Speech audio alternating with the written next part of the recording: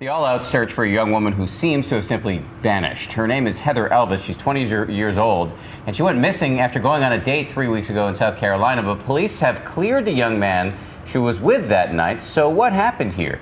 ABC's Steve Osunsami has more.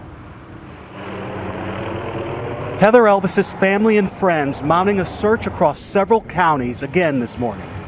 Teams of volunteers fanning across South Carolina in the bitter cold, searching by boat, by ATV, on foot and horseback. No amount of attention, no amount of law enforcement, no amount of work, effort that I do or anybody does is ever going to be enough until she's back home again.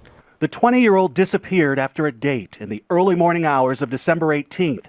Police say the young man she was with had nothing to do with her disappearance and say they have no person of interest. There's no clear indication of why she left the apartment again after the date. There was no obvious signs of anything that occurred at the apartment.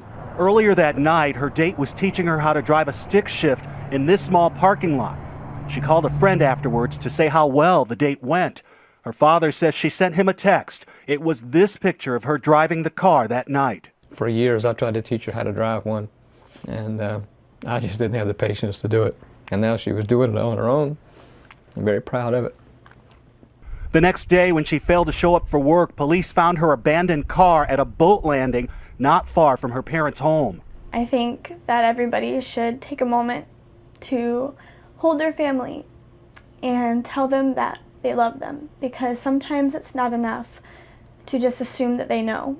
Just waiting for the right person to come forward and say, I saw something, or I heard something, or I know something, or I did something. They've kept the Christmas tree up, and her presents are waiting for her. For Good Morning America, Steve Osunsami, ABC News, Atlanta. Let's hope they do find her. Yeah, so tough for that family.